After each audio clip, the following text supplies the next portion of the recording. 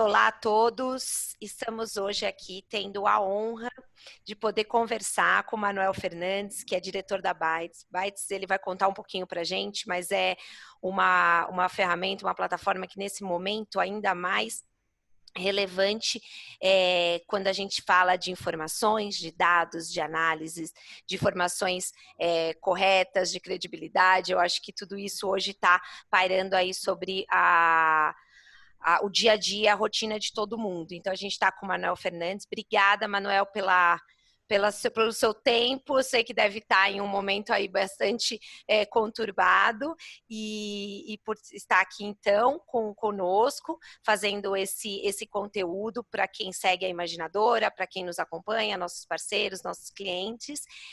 A Juliana Aranega, que é nossa líder de eventos, também está aqui para colaborar e a gente vai conversar um pouquinho. Manuel, eu queria começar, então, perguntando mesmo para você nos contar o que é a Byte, né? Como que ela nasceu. Aí eu sei que é uma plataforma desde 2007, mas queria que você me contasse um pouquinho. Então, na realidade, obrigado pelo convite, mas fiquem tranquilos que eu não tenho para onde ir hoje não, então eu vou ficar por aqui em casa mesmo. Eu, por formação, eu sou jornalista e há 14 anos, quando eu ainda trabalhava em redação, eu percebi que existia uma demanda muito forte das empresas de entender esses novos fluxos de opinião que estavam começando a existir na internet, nas redes sociais. E aí eu montei a Bytes para atender essa demanda. Então, era como identificar esses fluxos de opinião, como levar essa informação para os nossos clientes e como transformar isso em ações dentro dos nossos clientes. Então, o nosso papel é capturar essas informações em qualquer ponto da rede, não só em redes sociais, mas no Google, em mídia, em base de dados abertos, em qualquer ponto da internet, aqui no Brasil, em qualquer lugar do mundo, trazer essa informação para casa e oferecer aos clientes as informações para o processo decisório. Na realidade, a Bytes, a gente tem uma metodologia que a gente desenvolveu ao longo desses anos, mas ela é composta de duas variáveis muito importantes. Primeiro, são os softwares que nós utilizamos para capturar a informação e são as pessoas que trabalham com a gente de diversas áreas do conhecimento que interpretam essa informação. Então, nós somos uma combinação de tecnologia com gente. Nós não somos uma empresa de tecnologia, nós somos uma empresa que fazemos uso intensivo de tecnologia para tomar decisão. Então, essa é a nossa essência. Então, as pessoas que trabalham conosco são jornalistas, são publicitários, sociólogos, antropólogos, programadores, cientistas de computação, advogados, pessoas que conseguem, diante da sua experiência de vida e experiência profissional, interpretar esses fluxos. A Bytes desculpa eu te interromper. Essa seria a diferença do que vocês colocam como o Big Data e o Deep Data? É isso um pouco, essa intervenção humana seria esse Deep Data, é isso? Porque na verdade é o seguinte, a máquina, ela não traz contexto, ela não tem contexto. Quem dá contexto somos nós. Então, nós somos exatamente essa união do Big Data com o Deep Data, que é aprofundar numa escala que só o homem consegue fazer com o auxílio da máquina. Então, na verdade, a gente não trabalha com pouca informação, trabalha com uma quantidade de informação gigantesca. As pessoas são treinadas para buscar os sinais, porque é mais importante saber o que acontece quando nada acontece do que o que está acontecendo hoje. Então, a gente busca os sinais fracos que fazem parte da rede para informar isso aos nossos clientes. Quais são os cuidados que vocês realmente tomam para quando isso é apresentado para o cliente? Porque realmente a tomada de decisão da empresa pode estar baseada 100% nessa informação que vocês vão entregar a eles, né? Nós não gostaríamos que fosse assim, né? Nós gostaríamos que a Bytes fosse uma variável na equação de decisão dele, como normalmente se mostra em todos os clientes. Nós somos uma variável, só que nós somos a variável do tempo real. Então, nós injetamos a informação para o cliente em tempo real. Para você ter ideia, entre os nossos sistemas, a gente tem um modelo de alerta que a informação chega no nosso repositório ela tem um prazo até 15 minutos de ser processada, interpretada e mandada para o cliente. Isso é uma das entregas que nós fazemos. Mas tem outro conjunto de entregas. Então, a gente tem essa preocupação de mostrar para o cliente que nós não podemos ser a única informação, porque ele tem um conjunto de variáveis também que ele utiliza. Mas É um complemento. agora, nossa grande preocupação é dar a melhor informação para a decisão dele, porque quando uma informação nossa não se transforma numa ação de negócio, nós somos sem utilidade. Então, aproveitar a presença do Manuel para falar um pouquinho sobre como que estão as análises que vocês chegaram e as informações que vocês chegaram em relação ao Covid-19 e o turismo, né? Que é o nosso setor, é onde a gente tem os nossos principais clientes e é ele que hoje a gente está com as nossas atenções voltadas. Eu sei que tiveram já informações bem relevantes aí em relação ao turismo, que é um setor que, sem dúvida, vai sofrer aí muito com todo esse momento e com o futuro também, né? Você tem alguns dados aí para me contar como que estão o que chegou já aí até vocês, as análises que vocês tiveram? A gente tem alguns clientes que têm interesse na área, mesmo não sendo da área de turismo, eles têm algum interesse nesse assunto. A gente fez alguns levantamentos e percebe-se que um grande impacto, grande atingido hoje pelo setor, porque, na verdade, o corona ele vai ter alguns ciclos que vão impactar a cadeia de turismo. Vai ter desemprego, infelizmente, né? Porque o desemprego vai ser generalizado, o turismo está fora disso. Mas o turismo, nós identificamos aqui que foi a primeira cadeia produtiva a ser impactada, especialmente a questão dos hotéis. Os hotéis estão sofrendo muito, as informações que nós olhamos aqui, as buscas no Google para hotéis, para cancelamento, estão crescendo muito, muito significativas. Esse ciclo, ele foi mais intenso na primeira semana do corona, porque quando as pessoas precisavam rapidamente tomar as decisões em relação ao que viria a acontecer nos próximos semanas e meses. E a gente está vendo que vai ter uma sobrecarga muito forte no segundo semestre, porque se tudo passar e tudo for liberado no segundo semestre, eu estou falando do segundo semestre, em setembro, outubro, tá?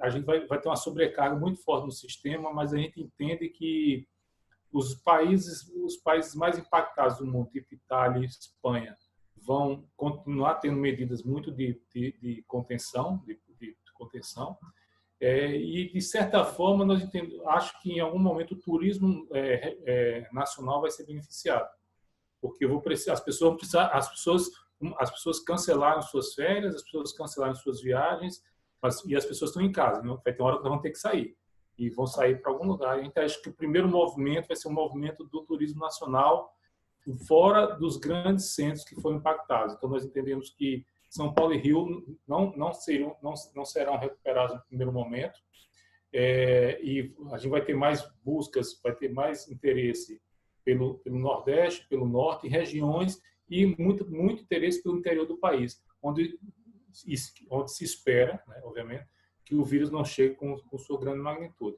Em relação ao turismo de negócio, esse também vai ter sofreu, né, um forte impacto e vai ter uma grande mudança em relação de comportamento, porque isso que nós estamos fazendo aqui hoje, conversando nós três aqui via web, isso vai se tornar uma prática muito comum, porque as pessoas vão descobrir que é possível fazer uma reunião e tomar uma decisão sem pegar um avião.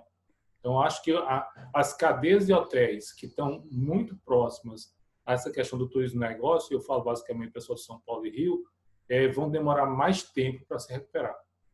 A gente vai se acostumar um pouco, né? Talvez com isso que parecia um pouco estranho. Diga, Ju.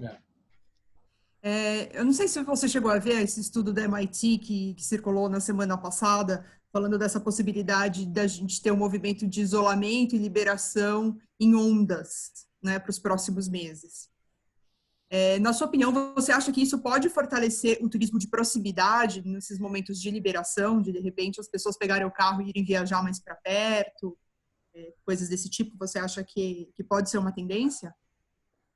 Eu acredito que sim, porque se você tiver períodos curtos de liberação, as pessoas vão querer sair de casa de qualquer jeito, né? E aí eu acho que é uma grande oportunidade, né, para as estruturas turísticas que percebam esse movimento e consigam atrair esse cliente. Então, eu acho que faz sentido.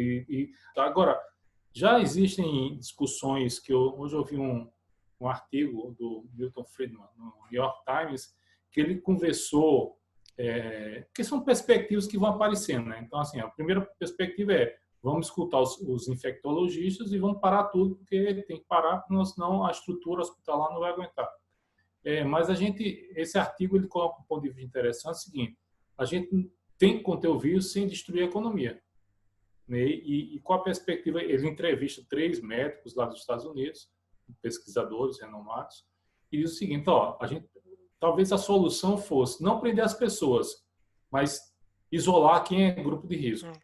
Então, na verdade, nós 3 aqui, que não somos do grupo de risco, talvez não devêssemos estar isolados, devíamos estar isolando quem é o grupo de risco. Então, os idosos, pacientes com problemas respiratórios, pacientes com cardiopatias, esses grupos têm que ser isolados para conter propagação. Os jovens, que, em tese, não tem a taxa de infecção, vai existir infecção, mas não vai ser uma taxa que não vai gerar grandes problemas, pelo menos a teoria mostra até agora. Esses caras deviam ser liberados, porque senão, se você não fizer isso, se você não agir rapidamente, quanto tempo uma economia consegue paralisar, né? E quanto tempo o setor do turismo vai aguentar isso? Porque, na verdade, o que pode acontecer no final disso é uma quebradeira generalizada, e só as grandes redes irão sobreviver. Porque imagino que uma pousada que fique 2, 3... Porque, na verdade, é o seguinte, não é? As pessoas não vão voltar a viajar no dia seguinte, quiser, pode sair que está tudo tranquilo. Vai ter um período de latência aí, que eu entendo que vai ser entre um mês e meio, para que as pessoas readquiram a confiança que podem viajar e não serem contaminadas. Eu acredito que até a confiança financeira, né? A gente está falando de muita gente perdendo emprego, talvez as pessoas não tenham dinheiro para viajar também, né? Exatamente. Então, na verdade, o setor do turismo ele vai ter que aprender um pouco que não vai adiantar no primeiro momento tentar recuperar o tempo perdido, porque as pessoas não vão ter dinheiro para gastar, as pessoas vão estar mais desconfiadas, vai demorar mais. Então, é um conjunto de oportunidades. Agora, eu também sou da tese o seguinte: obviamente, eu entendo toda a gravidade do momento, eu acho que exatamente o isolamento social é a medida mais correta para se adotar nesse momento, mas tem que ter um limite. A economia não pode ficar parada muito tempo.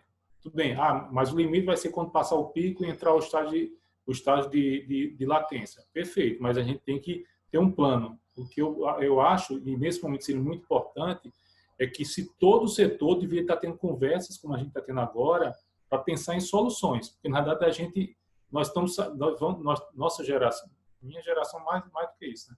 A geração da Marjorie está entrando, vai ter um processo de redefinição total de como vai ser o negócio daqui para frente. Então, a gente vai estar mais submetido a pandemias? Sim. O mundo não tem como deixar de ser conectado? Sim. Nós estamos dispostos a abrir mão da nossa privacidade para prever pandemias? Não sei. Tem uma entrevista do Harari, do Yuval Harari, lá na CNN, que ele fala assim: o momento é muito perigoso por todos os motivos. Pessoas estão morrendo, né, de uma doença que não se sabe como controlar, e pode ser um momento de governos totalitários falarem o seguinte: eu protejo vocês desde que vocês abram mão de um conjunto de regras de privacidade. Isso é muito perigoso. Então, o que eu acho é, como todo mundo está conversando e temos essas plataformas digitais, o setor do turismo devia estar conversando intensivamente para se preparar. Queria desculpa, Maggi, só pegar o gancho que ele comentou do Yuval Harari. Eu li esse artigo também e achei super interessante o que ele propõe para o setor de viagem nesse artigo, né? Ele acha que a solução, talvez para a gente ter uma retomada mais rápida, seria testar todos os passageiros com esses testes rápidos de 10 minutos. Então, você colhe o teste, se a pessoa não tiver infectada, ela embarca e segue viagem. Se ela tiver, ela é barrada e não viaja. E Curitiba, aqui, né, no Brasil, desenvolveu um teste aí que é super rápido, barato e tal, está começando a ser utilizado agora, precisa ganhar escala. Então, talvez saiam de iniciativas assim uma retomada mais rápida do nosso setor do que a gente espera. E, Manuel, a gente falou, você comentou que nesse primeiro momento foi visto nessa busca, né, pela internet em relação aos hotéis, o que nos surpreende, porque a gente acreditava que as companhias aéreas, sim, por ter toda uma política mais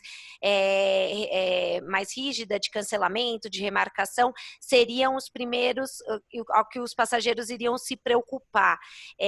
Você imagina que esse movimento em relação às aéreas ainda está por vir, ou porque por uma proatividade das companhias aéreas o passageiro já ficou tranquilo em relação a essa remarcação? Não está acontecendo nem nesse momento a busca mais pela passagem aérea?